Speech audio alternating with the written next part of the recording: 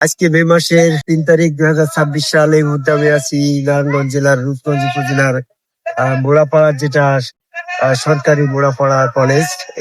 এটা একটা জমিদার বাড়ি, ঐতিহ্যময় ঐতিহাসিক এই প্লেসে দাঁড়িয়ে আমি একটা বিষয় বলতেছি। বর্তমান সমাজে দুইটা বিষয় নিয়ে মানুষের ভিতরে মতপার্থক্য সৃষ্টি হয়েছে। একটা হচ্ছে নামাজ পড়া আর সালাত কায়েম করা। কায়েম করার পড়া নিয়ে বর্তমান সমাজে যে দ্বিধাদ্বন্দ্ব আছে, একজন কোরআন গবেষক হাসিবুলের কাছে আমাদের প্রশ্ন যে নামাজ পড়াটা কি আর সালাত কায়েম করা কি, এই দুইটার সংজ্ঞায়িত করুন। আমরা বর্তমান সমাজে প্রচলিত ধারাবাহিকতার ভিতরে আমরা যেটা দেখি সেইটা হচ্ছে নামাজ পড়া। এই নামাজ পড়ার ভিতরে প্রথমে যে যায় নামাজে দাঁড়িয়ে বলা হচ্ছে ইন্নী ওয়াজজাহতু ওয়াজহিয়া লিল্লাযী ফাতারাস সামাওয়াতি ওয়াল আরদা হানিফা ওয়া আনা মিনাল মুশরিকিন। সূরা আনাবের ৭৯ নম্বর। আবার বলা হচ্ছে নিয়ত করা হচ্ছে, নিয়তের পরে আবার সূরা ফাতিহা পাঠ করা হচ্ছে, তারপরে আর একটা সূরা পাঠ করা হচ্ছে। এগুলো হচ্ছে সব কোরআন আবৃত্তির ভিতরে পড়ছে। এগুলার এই কোরআন আবৃত্তি করার পরে তারপরে রুকু করা হচ্ছে, তারপরে যে সেজদা করা হচ্ছে, তারপরে যে আত্মাহিতু বলা হচ্ছে, এর সমষ্টিগতভাবে সালাম ফিরিয়ে এটার নাম নামাজ। এই নামাজ পড়ার কথা কোরআনের গুরুত্ব হবে, এটার নাম নামাজ পড়াও। তবে তুমি নামাজ পড়েছ? হ্যাঁ নামাজ পড়েছি। কি করে আসলে? এইগুলাই তো কেটে আসলে তাহলে এটাই নামাজ। এই নামাজ পড়ার কথা কোরআনের কোথাও নেই। তাহলে কোরআনে কি আছে? কোরআনে আছে আকিমুস সালাত, সালাত কায়েম করার আগে সালাত শব্দ জানতে হবে। ওটা তো আমি নামাজ পড়ার সঙ্গে দিই। বর্তমান প্রচলিত কর্মকাণ্ডের ভিতরে যেটা যেটা পাচ্ছি ওইটার নিয়েই আমরা নামাজ পড়াতে বলছি। ওটার পরিচয়টা আমি এটা দিলাম। কোরআন আবৃত্তির মাধ্যমে রুকু করা এবং সেজদা করা, আত্মাহিত পড়া, সালাম ফেরানো, নিয়ত করা ইত্যাদি ইত্যাদির মাধ্যমে আমরা নামাজ পড়ার সংজ্ঞাটা দিলাম প্রচলিত সমাজ অনুসারে। এখন আমরা সালাত কায়েমটা কি জিনিস এটা কোরআন গবেষক হাসিবুলের কাছে আমাদের জানা দরকার তো নাকি? সেক্ষেত্রে আমি প্রশ্ন করি যে সালাত কায়েম করার কথার ভিতরে দুইটি শব্দ আছে, একটা হচ্ছে সালাত শব্দ আর হচ্ছে কায়েম শব্দ। সালাত শব্দের ডেফিনেশন কি? সালাত কাকে বলে? এই ব্যাপারটা যখন বলা হলো তুমি চা তৈরি করো, তো চা তৈরি করার তো একটা প্রক্রিয়া থাকতে হবে। তো আল্লাহ যখন জিবরাইলের মাধ্যমে ওহী নাযিল করলো যে আকিমুস সালাত, এ সালাত কায়েম করো, তখন সালাত কায়েম করার প্রক্রিয়াটা তো জিবরাইলের মাধ্যমে আল্লাহ তৎকালীন সময়ে নবী মুহাম্মদ সাল্লাল্লাহু আলাইহি ওয়াসাল্লামকে দেখাই দিয়েছে এবং নবী সাহাবাদেরকে দেখাই দিয়েছে নাকি? সেটা আমি দেখলাম যে সালাতের সংজ্ঞা বলা হয়েছে ইন্না সালাতা তানহা আনিল ফাহশাই ওয়াল মুনকার। যে কাজটা করলে মুনকার নামে শয়তান তানহা হয়ে যায়, বিচ্ছিন্ন হয়ে যায়, পৃথক হয়ে যায়, সেই কাজটার নাম সালাত। সেটা হচ্ছে জিবরাইল আমিন ফেরেশতা যখন নবী মুহাম্মদ সাল্লাল্লাহু আলাইহি ওয়াসাল্লামের কাছে পরিচয় দিয়ে আমি জিবরাইল এবং সেখানে সেজদা দিল, সেজদা দিয়ে দেওয়ার পরে বললো যে এই সেজদাটা করার পরপরই শয়তানটা তোমাদের ভিতরে থাকবে না। জিবরাইল ফেরেশতার অনুকরণে যারা যখনই জিবরাইল ফেরেশতা সালাত কায়েমের আয়াত নিয়ে আসলো তখন বললো সালাত কায়েমের প্রক্রিয়া কি? তখন জিবরাইল ফেরেশতা নবী মুহাম্মদ সাল্লাল্লাহু আলাইহি ওয়াসাল্লামের সম্মুখে কদম মুবারকে সেজদা দিয়ে বললো যে এই সেজদার নাম সালাত, কারণ এই সেজদার সাথে শয়তান থাকে না। যে সেজদার ভিতরে শয়তান থাকে না সেই সেজদার নাম সালাত। এটা সূরা আনকাবুতের 45 নম্বর আয়াতে বলছে। কোরআন আবৃত্তি করা সালাতের অংশ না, কারণ এখানে বলা হয়েছে সূরা আনকাবুতের 45 নম্বর আয়াতে বলে কোরআন আবৃত্তি করো এবং সালাত কায়েম করো। তাহলে দুইটা এক জিনিস না। তাহলে সালাত কায়েমটা দেখাই দিল নবী মুহাম্মদ সাল্লাল্লাহু আলাইহি ওয়াসাল্লামের কদম মুবারকে সেজদা দিয়ে জিবরাইল আমিন ফেরেশতা যখন বলল তোমরা এই সেজদা করো, তোমাদের সাথে শয়তান থাকবে না, তোমরা পবিত্র হবে।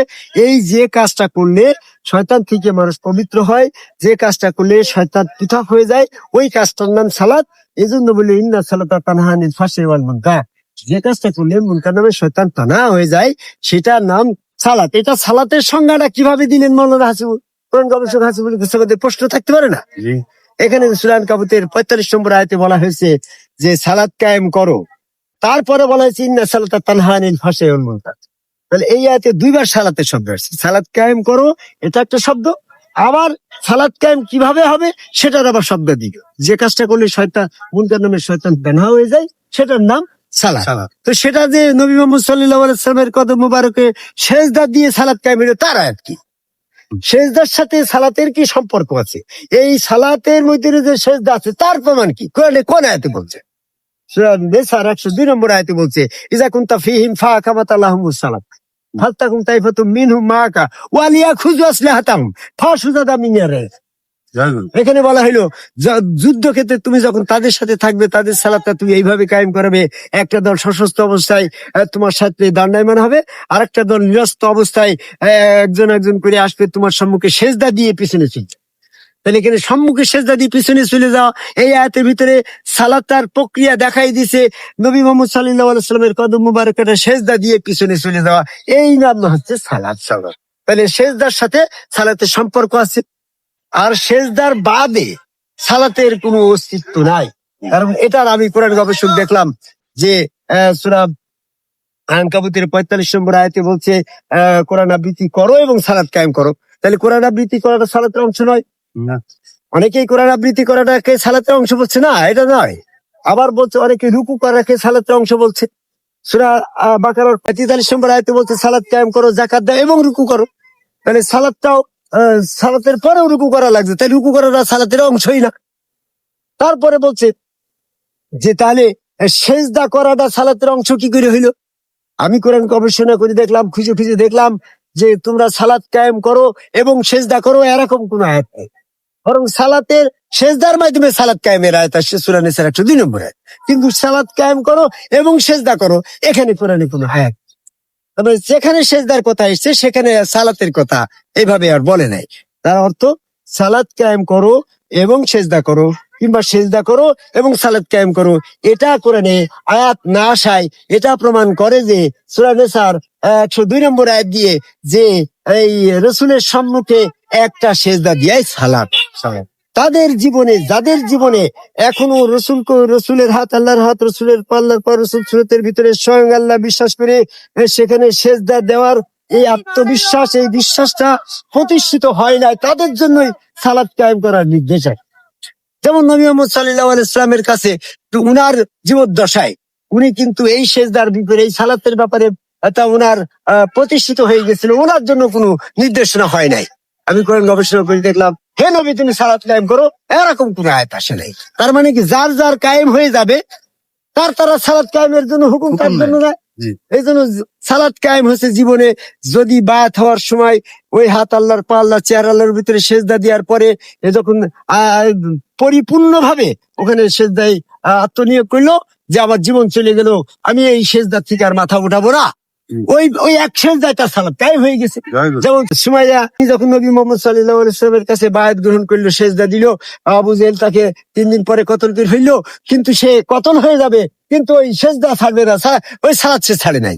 তার ওই 3 দিনের ভিতরে তার সালাত কায়েম হয়ে গেছে, তার সারা জীবন ওই পড়ার কোনো দরকার ছিল না গো।